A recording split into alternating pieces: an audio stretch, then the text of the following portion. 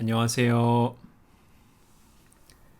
새벽 기도에 오신 여러분들을 진심으로 환영하고 축복합니다.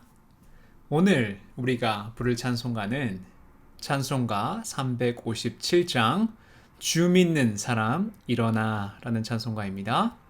357장 주 믿는 사람 일어나.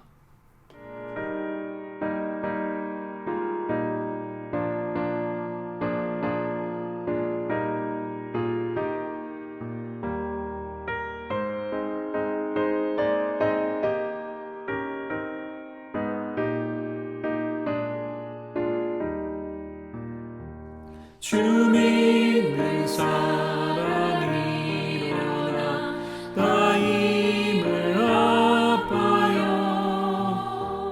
이 세상 모든 마귀를 낮춰서 멸하세.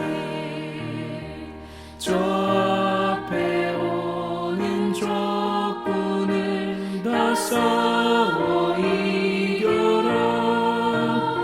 주 예수 믿는 힘으로 온 세상 이기네. 믿음이 이기네. 믿음이 이기네. 주 예수를 믿으니 온 세상 이기네. 온 인류 마귀 계율로 큰 죄에 빠지니 진리로 띠를 띠고서 늘 기도드리세. 참 믿고 의지하면서 겁없이 나갈 때 주 예수 믿는 힘으로 온 세상 이기네. 믿음이 이기네. 믿음이 이기네. 주 예수를 믿으니 온 세상 이기네.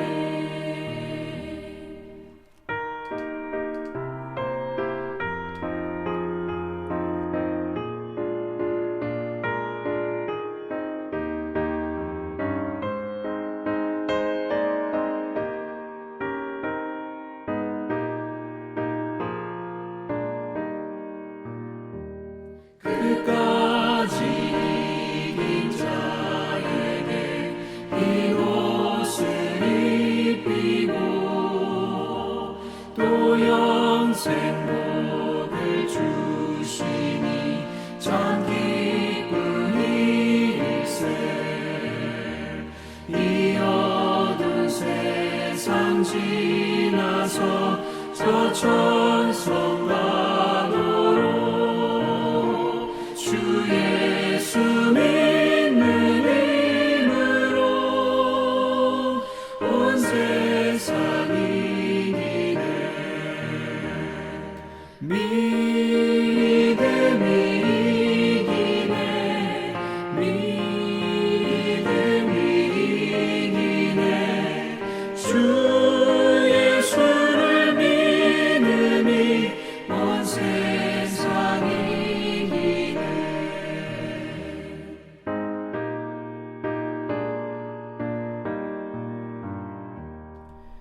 기도하겠습니다. 하나님 아버지 감사합니다. 오늘도 우리를 말씀 앞에 두게 해주셔서 감사합니다. 이 치열한 이 세상 속에서 우리는 하나님을 봅니다. 하나님을 보면서 저 영광스러운 천국을 바라보게 됩니다. 우리가 부른 찬송가처럼 저 천성을 향하여 나가는 성도들이 될 수 있도록 인도하여 주시옵소서. 예수님의 이름으로 기도드렸사옵나이다. 아멘. 오늘 하나님께서 주시는 말씀은 다니엘서 8장 1절에서 14절까지의 말씀입니다. 다니엘서 8장 1절에서 14절까지의 말씀입니다. 다니엘 8장. 나 다니엘에게 처음에 나타난 환상 후 벨사살 왕 제3년에 다시 한 환상이 나타나니라. 내가 환상을 보았는데 내가 그것을 볼 때에 내 몸은 엘람 지방 수산성에 있었고 내가 환상을 보기는 을레 강변에서이니라. 내가 눈을 들어 본즉 강가에 두 뿔 가진 순양이 섰는데 그 두 뿔이 다 길었으며 그중 한 뿔은 다른 뿔보다 길었고 그 긴 것은 나중에 난 것이더라. 내가 본즉 그 순양이 서쪽과 북쪽과 남쪽을 향하여 받으나 그것을 당할 짐승이 하나도 없고 그 손에서 구할 자가 없으므로 그것이 원하는 대로 행하고 강하여졌더라. 내가 생각할 때에 한 숫염소가 서쪽에서부터 와서 온 지면에 두루 다니되 땅에 닿지 아니하며 그 염소의 두 눈 사이에는 현저한 뿔이 있더라. 그것이 두 뿔 가진 순양 곧 내가 본 바 강가에 섰던 양에게로 나아가되 분노한 힘으로 그것에게로 달려가더니 내가 본즉 그것이 순양에게로 가까이 나아가서는 더욱 성내어 그 순양을 쳐서 그 두 뿔을 꺾으나 순양에게는 그것을 대적할 힘이 없으므로 그것이 순양을 땅에 엎드러뜨리고 짓밟았으나 순양을 그 손에서 벗어나게 할 자가 없었더라. 순염소가 스스로 심히 강대하여 가더니 강성할 때에 그 큰 뿔이 꺾이고 그 대신에 현저한 뿔 넷이 하늘 사방을 향하여 났더라. 그중 한 뿔에서 또 작은 뿔 하나가 나서 남쪽과 동쪽과 또 영화로운 땅을 향하여 심히 커지더니 그것이 하늘 군대에 미칠 만큼 커져서 그 군대와 별들 중에 몇을 땅에 떨어뜨리고 그것들을 짓밟고 또 스스로 높아져서 군대의 주제를 대적하며 그에게 매일 드리는 제사를 없애버렸고 그의 성소를 헐었으며 그의 악으로 말미암아 백성이 매일 드리는 제사가 넘긴 바 되었고 그것이 또 진리를 땅에 던지며 자의로 행하여 형통하였더라. 내가 들은즉 한 거룩한 이가 말하더니 다른 거룩한 이가 그 말하는 이에게 묻되 환상에 나타난 바 매일 드리는 제사와 망하게 하는 죄악에 대한 일과 성소와 백성이 내준 바 되며 짓밟힐 일이 어느 때까지 이를꼬 하매 그가 내게 이르되 2300 주야까지니 그때에 성소가 정결하게 되리라 하였느니라. 우리가 매일 묵상하고 있는 다니엘서는 우리에게 역사를 보는 눈을 갖게 해줍니다. 역사는 보이지 않는 하나님의 손에 의해 움직인다는 것입니다. 다니엘서의 주제는 이것입니다. 역사를 다스리시는 하나님, 즉 하나님의 주권입니다. 악한 자들이 더 잘 되는 것 같이 보이지만 그 영광은 곧 시들어 갈 것입니다. 하나님의 자녀들이 고생을 많이 하고 있는 것 같이 보이지만 마지막에 가서는 영원히 시들지 않는 영광을 누리게 하실 줄 믿습니다. 이것이 하나님의 계획이요 섭리입니다. 오늘 우리가 읽은 다니엘서 8장의 말씀도 이런 문맥에서 볼 수 있습니다. 하나님께서 오늘 다니엘에게 또 다른 환상을 보여주시는데 숫양과 숫염소 환상이었습니다. 이것은 이후에 일어날 나라들에 대한 말씀이었습니다. 3절의 말씀을 보니까 다니엘은 숫양을 보게 되는데 숫양은 2개의 뿔이 있었습니다. 성경을 보니까 뒤에 난 뿔이 앞에 것보다 길었다고 하는데 두 뿔은 메대와 바사라는 나라를 의미합니다. 그 중에 더 긴 뿔은 바사, 즉 페르시아를 의미합니다.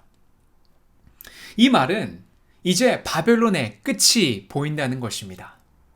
우리가 예레미야서를 통해 말씀을 살펴보았지만 바벨론은 대단한 제국이었습니다. 하지만 영원하진 못했습니다. 역사를 통해 알 수 있지만 바벨론은 페르시아에 의해서 망했습니다. 3절에 나오는 더 긴 뿔, 바사, 즉 페르시아는 성경 말씀대로 바벨론의 뒤를 이어 나타납니다만 그 나라도 영원하지 못했습니다. 페르시아는 알렉산더에 의해서 파멸을 맞이합니다. 그런데 놀라운 것은 이 모든 예언들이 모두 사실로 드러났다는 것입니다. 역사책을 보면 페르시아는 알렉산더에 의해서 파멸을 맞이하게 되는데 5절 말씀에 보니까 하나님은 이렇게 예언하고 있습니다. 내가 생각할 때에 한 수염소가 서쪽에서부터 와서 온 지면에 두루다니되 땅에 닿지 아니하며 그 염소의 두 눈 사이에는 현저한 뿔이 있더라. 서쪽에서 일어나는 수염소는 알렉산더의 그리스 제국을 의미합니다. 알렉산더는 전쟁의 신과 같은 존재였습니다. 그는 거대한 제국 페르시아를 멸망시키고 그는 인도까지 뻗어나갔습니다. 그리고 이집트를 정복하고 그곳에 엄청난 도서관까지 만들었습니다. 하지만 그는 33살 가장 강성할 나이 때 세상을 떠납니다. 그리고 그가 죽자 그리스는 4갈래로 나누어집니다.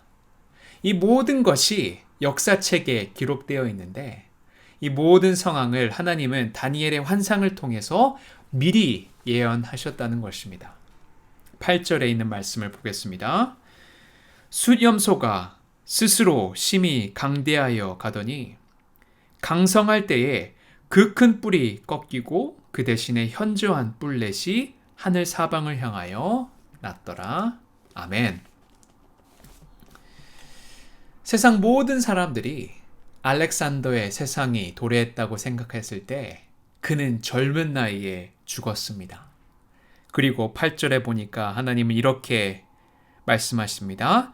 강성할 때에 그 큰 뿔이 꺾이고 라고 하면서 이후로는 이 그리스 나라가 네 나라로 갈라진다고 예언하시는데 역사책에 보니까 사실대로 그렇게 갈라진 상황을 여러분들은 확인하실 수 있습니다. 그리고 갈라진 이 네 나라가 9절에 보니까 영화로운 땅을 향하여 심히 커지더니 라고 했는데 영화로운 땅은 예루살렘 성을 말합니다. 그리고 이 나라는 유대인들을 강하게 핍박할 거라고 예언합니다. 11절과 12절의 말씀을 보도록 하겠습니다.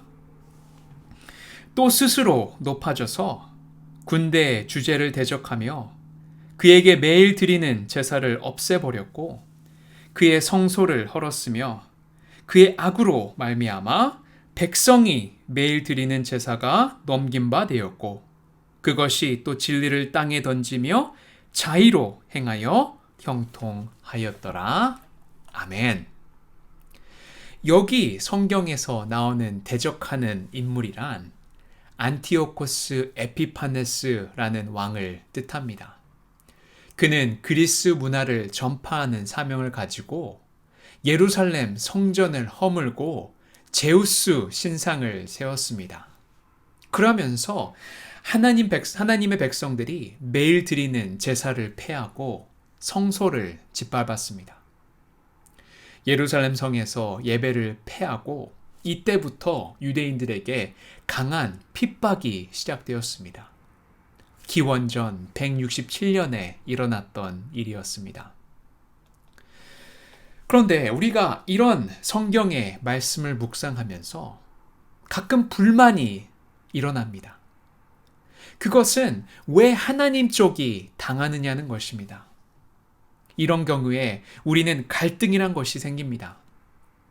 내가 서야 할 곳은 하나님 쪽인데 원하는 것은 당하는 것이 아니고 강한 힘으로 남을 다스리는 것인데 그리스도인들은 항상 당하는 쪽에만 서 있다는 것입니다.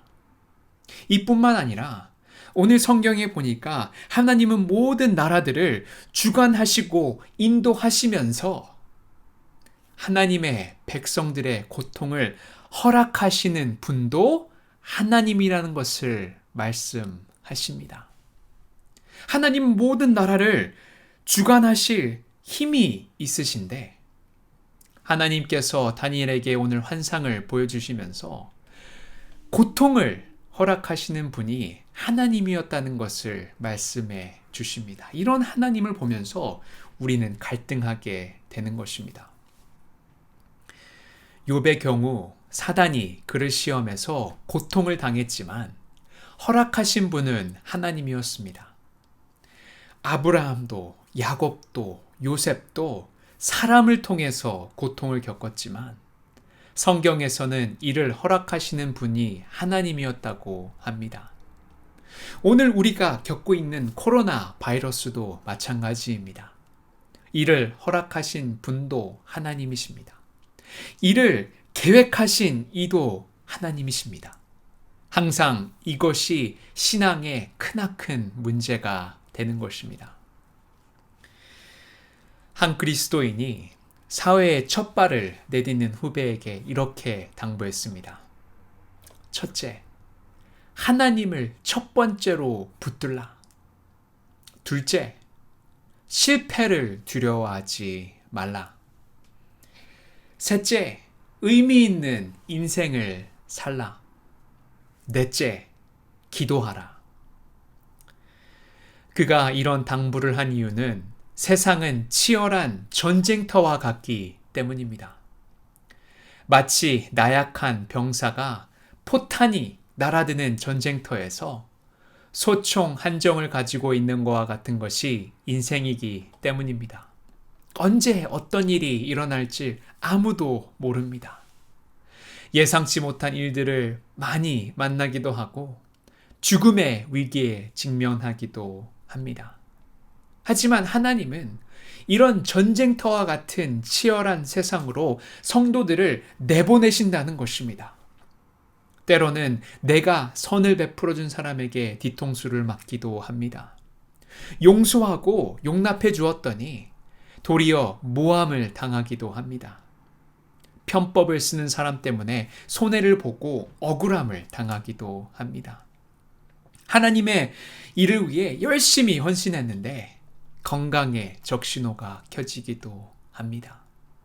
그래서 오늘 본문에 나오는 우리들은 큰 혼란에 빠집니다. 오늘 본문에 등장하는 성도들도 큰 고민에 빠졌을 것입니다. 아니, 하나님 편에 섰더니 하나님이 역사를 주관하시는데 더 큰 고난을 만나는 것입니다. 그래서 다니엘은 오늘 하나님께 이렇게 묻습니다. 하나님, 도대체 언제까지입니까?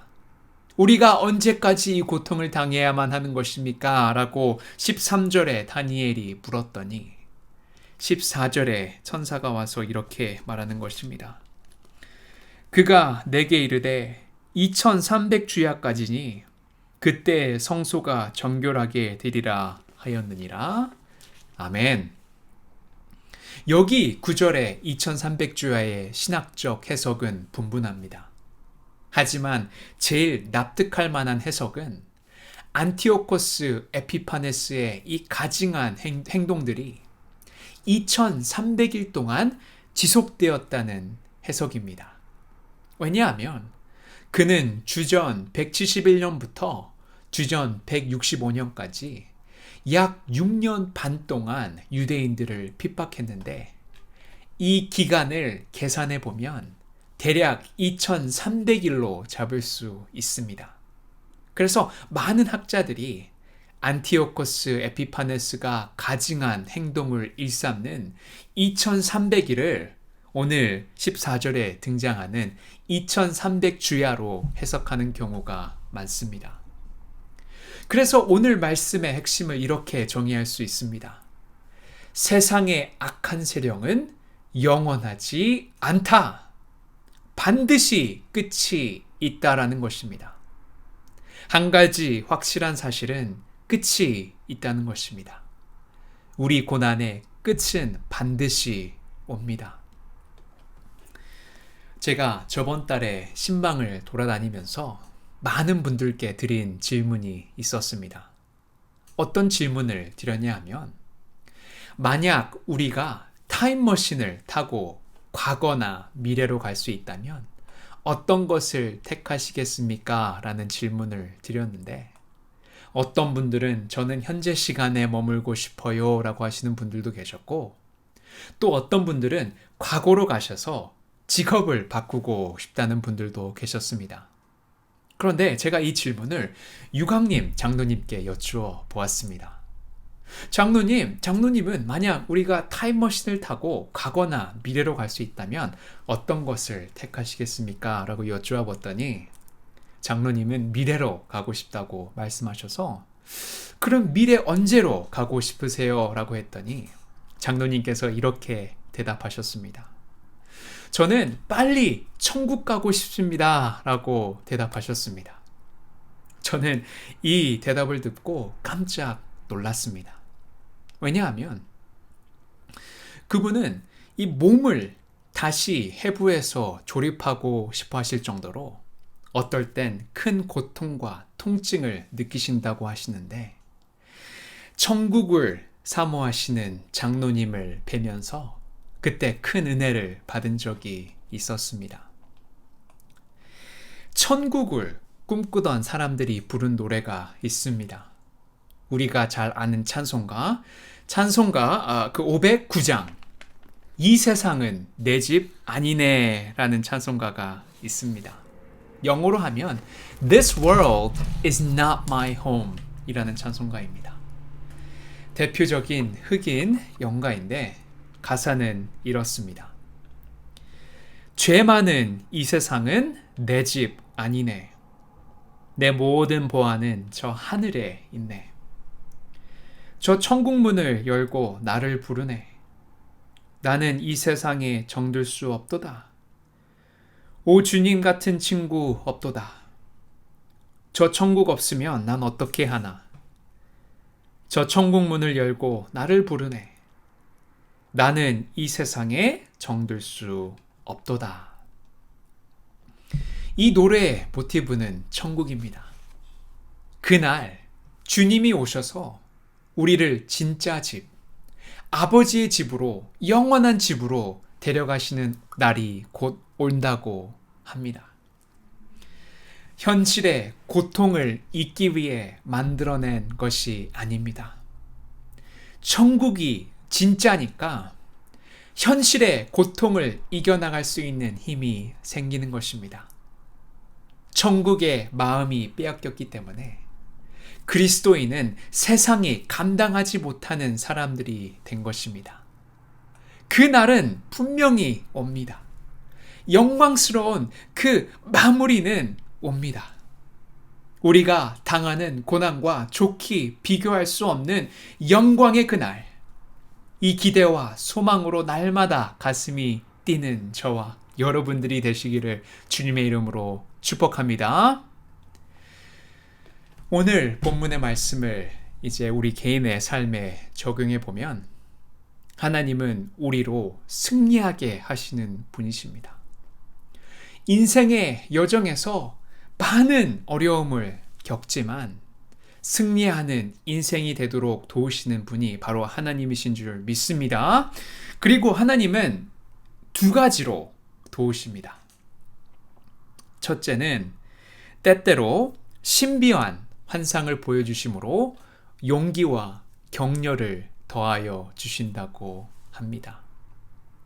하나님은 고난당하는 다니엘에게 7장에 이어 8장에 계속하여 두 번째 환상을 보여주셨습니다. 우리는 모두 약합니다. 심한 시련을 겪으면 쉽게 지칩니다. 낙오할 수 있습니다.